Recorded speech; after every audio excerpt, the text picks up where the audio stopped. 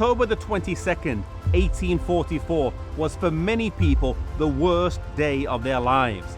They had preached a message of hope about Jesus' soon return, and then all their hopes were dashed. Friends who had ridiculed them waited with fresh ammunition in the coming days. It was not an easy time to be a believer.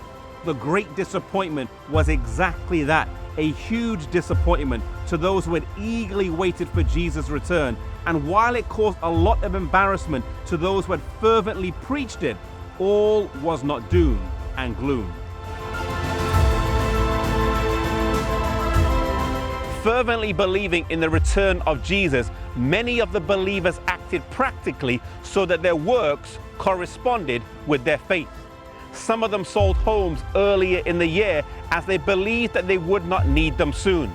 Also, some of the farmers left their crops in the field, and one of these was named Leonard Hastings. He had a potato patch right here, and he believed in Jesus' soon return and thought that by digging his potatoes, it would be a denial of his faith. Some of his friends did not believe in Jesus' soon return and offered to dig the potatoes for him and store them in the barn. He was sure that he wouldn't need them, and by not digging them, he would proclaim his faith. Some said that the potatoes would rot in the ground, while others called him foolish. The autumn of 1844 was particularly mild, and when he finally dug his potatoes in November, he found he had some of the best potatoes he had ever grown. Some of his farmers in the area did not fare so well. You see, in that particular part of New England, there was a potato blight that rotted nearly all the potatoes that had been dug on time.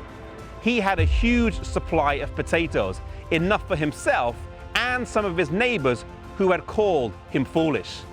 In spring the next year, he was one of the few farmers who had seed potatoes due to the blight that happened the year before. He was then able to sell these at $4.50 a bushel, a huge price in that day.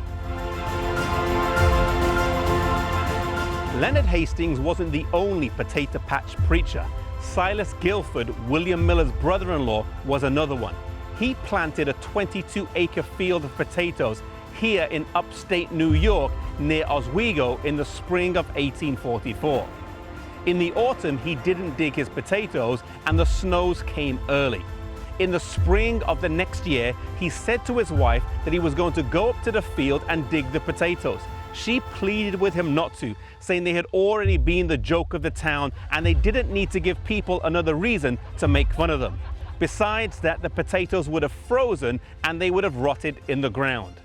He went up to the field with his son Irvin, and as he put his fork in the ground, he dug up some lovely potatoes. The whole field as well yielded a huge supply of some of the best potatoes he had ever seen. He was able to sell them for $4.50 a bushel, a huge price, pay off his mortgage, and have a good amount of money left over afterwards.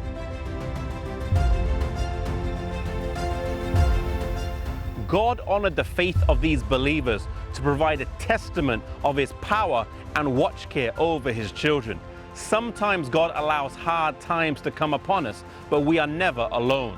As a mother watches over her children, so God watches over us, his children. If you are faithful to God, then you can be assured that there are times when God will do the impossible for you to demonstrate his power.